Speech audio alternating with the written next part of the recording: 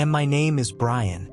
I am 70 years old, and I am the living embodiment of the American dream. From my office window on the 50th floor in the heart of Miami, I can see the endless blue of the Atlantic Ocean and a scattering of skyscrapers, half of which were built by my company. I spent 40 years turning my name into a symbol of reliability and power in Florida real estate. I have 7-figure bank accounts, penthouses, private jets, and respect bordering on fear. But today, looking at this dazzling city, I feel less like the owner of an empire and more like the curator of a museum that no longer has any visitors. It has been exactly 1 year since my life was split into before and after. My wife Alicia died on a cruise. It was our first vacation together in 10 years, which she literally dragged me on, begging me to leave work behind for at least a week. We had been together for 51 years. Now, returning to our mansion in Coral Gables, I hear only the echo of my own footsteps on the marble. This house, which I built as a monument to my success, has turned into a cold tomb. I am surrounded by luxury, but there is no oxygen in this luxury. I am a king in an empty castle, and everything I have built now seems to me like a pile of sand slowly being washed away by the ocean. Loneliness at 70 in a city of eternal celebration is the most sophisticated form of torture I have ever known. Looking back, I realized that our marriage was a perfect illusion that only she sustained. Alicia was the glue that held the fragments of my coldness together. She was the warm light that made our home alive, while I was just an air conditioner that cooled that light. For all of those 51 years, she was the initiator of everything human in our lives. It was Alicia who organized family dinners on Thanksgiving, forcing me to put my phone away for at least an hour. It was she who wrote greeting cards to our sons, Michael and Stephen, signing them with my name so they would believe that their father remembered their birthdays. I always justified my coldness with work. I believed that my love was expressed in checks to pay for private schools, new cars for the children, and diamonds that I gave Alicia on our anniversaries, barely looking up from my financial reports. I was convinced that providing for the family was the highest expression of a man's duty. I didn't see how she lived for years in the shadow of my selfishness, content with the crumbs of my attention. Alicia was the heart of our family, and I was its hard drive. Now that the heart is gone, I realize a terrible thing. I don't know how to love, I only know how to control. I don't know how to talk to my own sons without an agenda and a business plan. Alicia created a world in which I could be successful and cold, and now that she's gone, I'm left alone with the truth. I am a stranger in my own family, and I paid for this well-being with their love. That Caribbean cruise for our 50th anniversary was supposed to be Alicia's triumph. She planned it for 2 years, marking dates on the calendar and collecting brochures. Brian, just 10 days without phone calls, just you and me. She would say with that tender hope in her eyes that I had learned to masterfully ignore. Even aboard the snow-white liner, amid the turquoise waves and tropical sun, I remained a prisoner of my penthouse in Miami. I remember sitting on the private deck with my headphones on, conducting a conference call about a development in Fort Lauderdale, while Alicia stood at the railing, watching the sunset. She was wearing her favorite silk dress, which fluttered in the wind, and at that moment she seemed to me to be part of the scenery, not a living person craving my attention. The tragedy occurred on one of those sultry tropical nights when the ocean seems like an endless black abyss. An accident on board, a ridiculous fall, a moment that wiped out half a century. I remember her last look before it all happened. There was no fear in it, just a strange, deep sadness, as if she had been saying goodbye to me for a long time, and this was just a formality. When she was gone, I stood on the deck, clutching my damn phone, which kept vibrating with notifications about rising stock prices. I didn't cry at that moment. Men like me don't cry, they solve problems. I just didn't understand how the gears of my life would keep turning without the chief engineer. I stared at the dark water and felt a door slam shut inside me, leaving me in cold darkness forever. I returned to Miami alone, bringing with me only her empty suitcases and the realization that I had never watched a single sunset with her until the end. Michael and Stephen had always been my pride and joy, although I never told them that to their faces. I raised them to be my successors, warriors capable of maintaining the Meyer Group empire. After my mother's funeral, they came to my office, trying to express their sympathy, trying to find even a hint of human weakness in my gaze that they could latch onto in order to get closer to me. But, unable to cope with the grief that was consuming me from within, I chose my usual tool, control. Instead of embracing them and mourning the loss together, I turned into an icy tyrant. I replaced grief with aggression, deciding that the only way to stay sane was to completely overwhelm them and myself with work, squeezing every last drop out of each working day. At our weekly board meetings, I began to behave as if they were my fiercest competitors, not my sons. I nitpicked every comma in their reports, ridiculed their investment strategies, and questioned their competence in front of all the top managers. "Your mother was too soft on you," I once said to Stephen Wright in the middle of a meeting. "Now you'll learn how real business works in Miami." I saw the desire to help fade from their eyes, replaced by dull rage and disappointment. I deliberately destroyed the fragile bridges that Alicia had built between us over decades. I thought I was toughening them up, making them stronger in the face of a cruel world, but in reality, I was just burning everything alive around me. For Michael and Stephen, the company became a battlefield, and I became an enemy who used the memory of their mother as a weapon. I declared war on my own children, not realizing that the only winner in this war would be loneliness. November in Miami brings no coolness, only sticky humidity that seems to penetrate even under the skin. It was the first Thanksgiving without Alicia. In our circle, this holiday had always been sacred, a day when the business empire had to fall silent, giving way to the family table. Michael and Stephen came with their families. Their wives brought pumpkin pies, and their grandchildren ran noisily across the marble floors of the living room. But without Alicia, this house felt like the set of a movie that had been forgotten. She was the conductor who turned our chaos into harmony, and now every instrument was out of tune. I sat at the head of the table, staring at the empty chair across from me, and felt an inexplicable rage boiling up inside me. It hurt to see them trying to smile. It hurt that life was going on even though my world had stopped. Instead of making a toast in memory of my mother, driven by my inner demon of control, I started talking about business.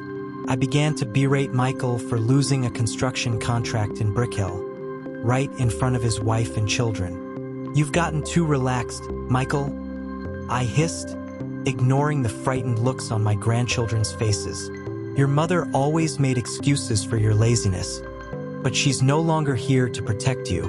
A heavy, suffocating silence hung in the room. Stephen tried to intervene, to call me to order, but I lost my temper. I shouted that this house, this food, and their very future had been created by my hard work, while they had simply enjoyed the benefits. And then Stephen stood up. His voice trembled with restrained tears. "You know what, Dad? Mom was the only bridge between us.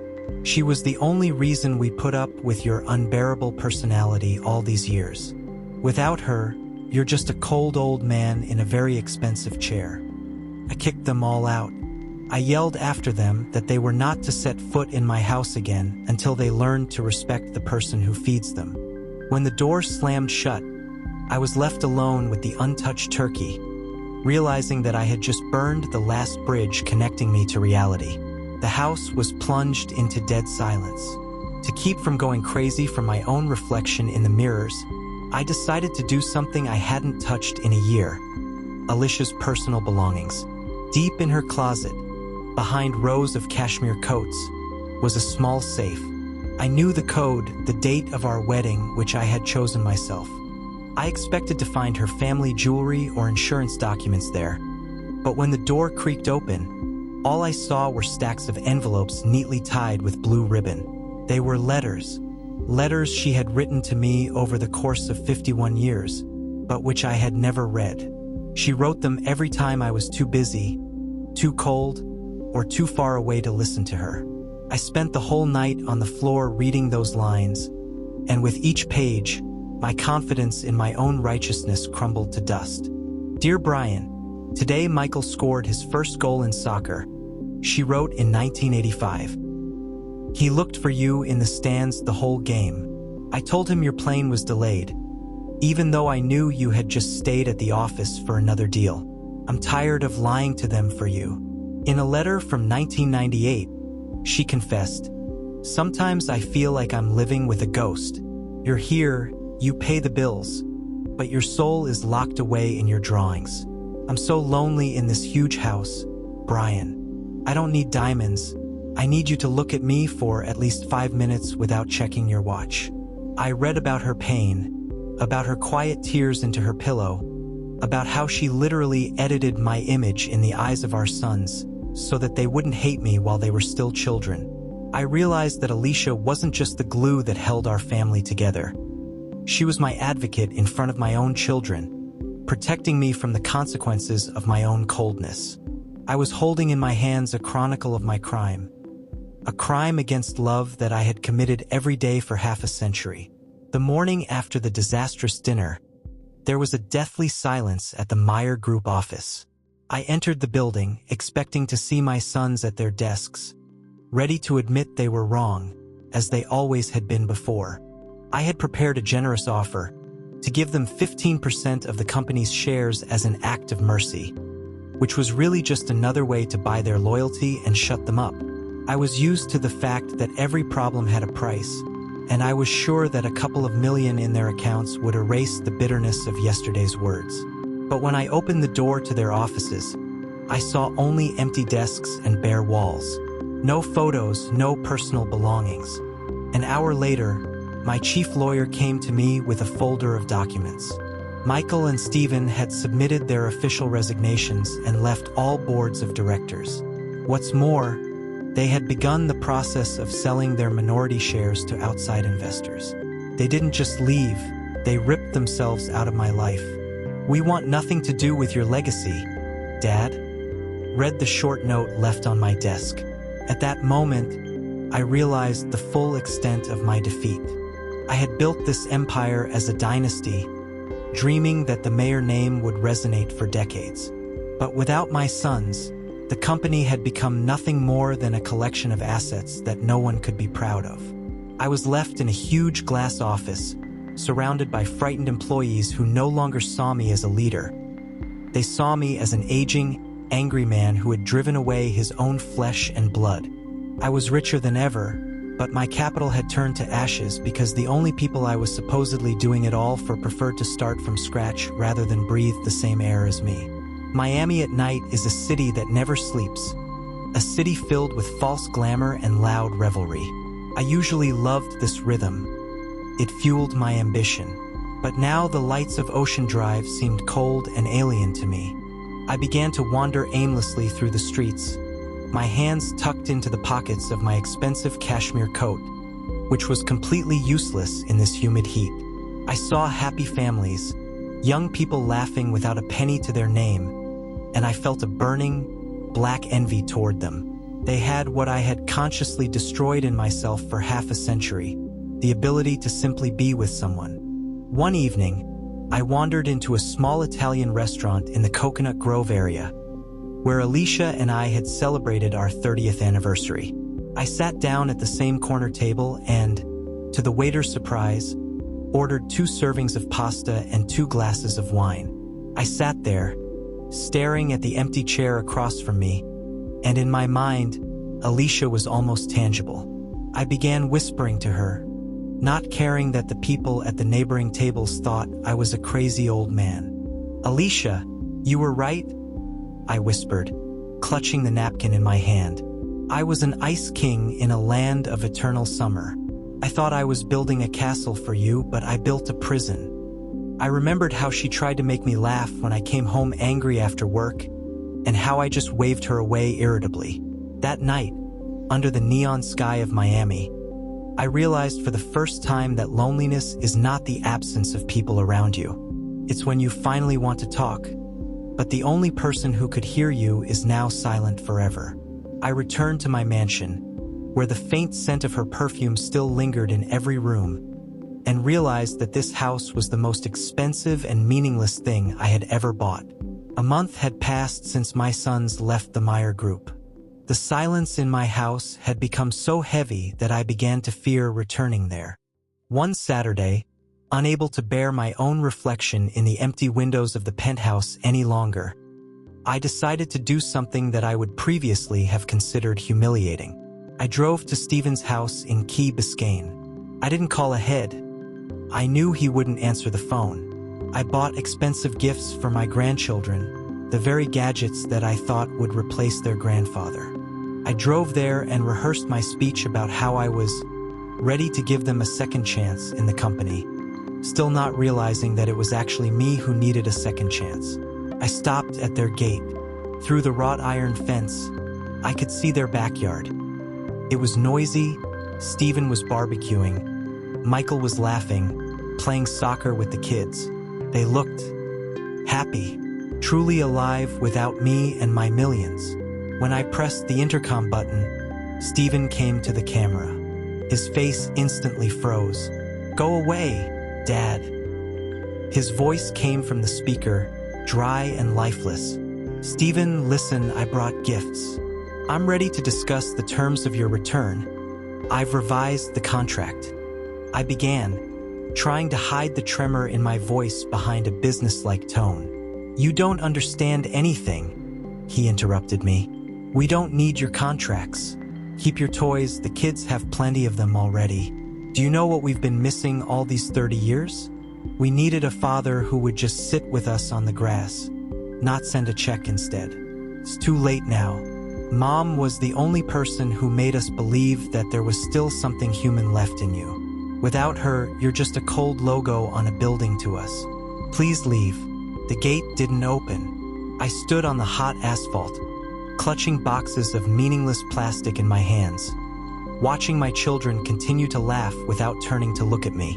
At that moment, I realized that you can buy the whole world, but you can't buy the right to be part of someone's joy if you've been sowing only ice around you for years. Now I sit on the terrace of my mansion, watching the sun slowly sink into the waters of the Atlantic. In front of me is a glass of wine that I hardly touch. On my table are reports of the company's record profits for the last quarter, but these figures are now just epitaphs on my family's grave. I have achieved everything a boy from a poor suburb could dream of. I have become the king of Miami, but it's damn cold at the top, and there's not enough oxygen here for even a single breath. My capital is zero, because ultimately, the only currency that matters when you're 70 is the number of people who sincerely want to take your hand. I lost Alicia because I considered her a comfortable backdrop to my life. I lost my sons because I saw them as subordinates, not as extensions of my soul. I thought I was building a future, but I was just building a fence that ended up becoming my prison. My advice to those who are still climbing to the top: don't be ice kings. Don't wait for the storm to take away those who love you to finally notice their presence. Success paid for with loneliness is the greatest defeat in a person's life. Brian's story is not just a tale of business and loss. It is a mirror for each of us. We are often cruel to those closest to us, taking their love for granted. We hide our weakness behind coldness and our grief behind aggression, not realizing that time is the only resource that cannot be recovered. Be kinder to your loved ones today. Don't wait for the right moment or big success to simply hug them and tell them how much they mean to you. Cruelty and pride build walls that cannot be broken down alone. If this video has made you think, maybe it's time to make that call you've been putting off for months. Subscribe to our channel so you don't miss stories that help us remain human. Write in the comments. Have you ever regretted words spoken in anger? How do you deal with coldness in relationships? Your honesty can help someone else avoid Brian's mistakes. Share this video with someone who is too busy building an empire and risks losing what matters most. The world will only become warmer when we stop being afraid to be real. live with an open heart.